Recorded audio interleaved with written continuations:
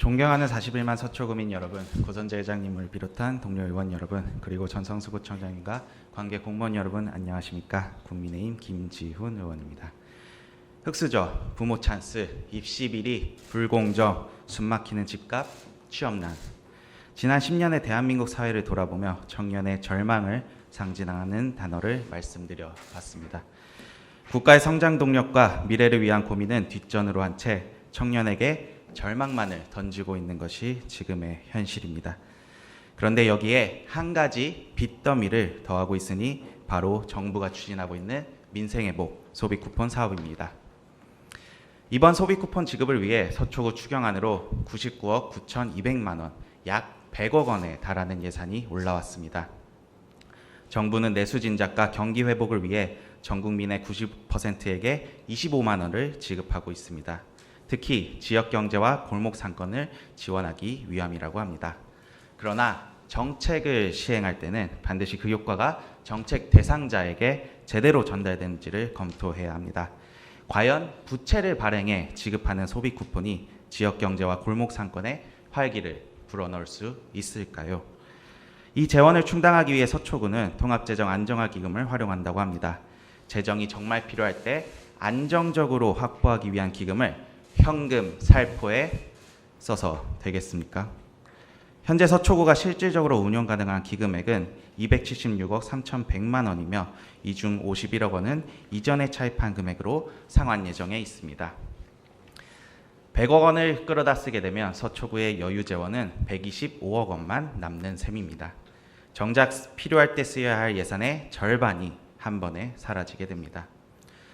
또한 소비 쿠폰으로 나갈 예산 100억 원은 공짜가 아닙니다. 이자율 2.02%로 우리 서초구는 향후 8년간 이자 11억 원을 더해 갚아야 하는 빚이 생긴 것입니다.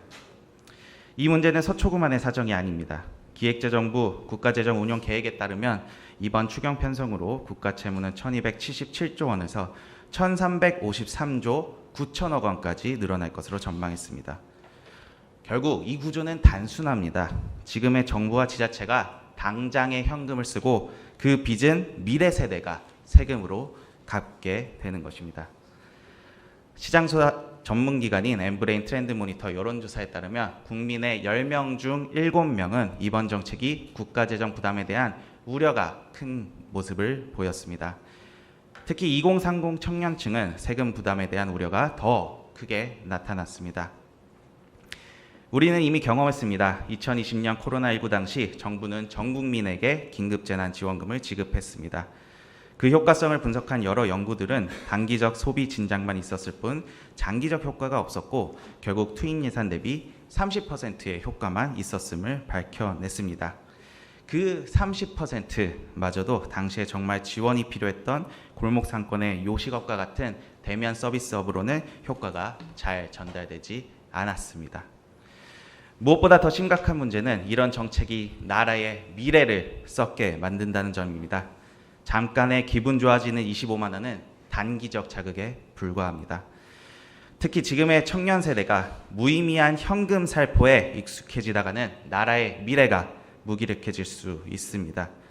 경제학 원론만 보더라도 정부의 소득재분배 정책 중 현금 보전은 신중에 신중을 기해야 한다는 것을 알 수 있습니다. 눈앞에 보이는 사탕에 손이 가고 하나 먹으니 맛있어서 계속 먹게 되면 이가 썩게 됩니다. 지금의 민생회복 소비 쿠폰은 달콤한 유혹일 뿐 결국은 독이 됩니다. 현금 살포는 해법이 아니라 독약입니다. 13조 원을 용돈처럼 나누어주며 박수 받을 때가 아닙니다.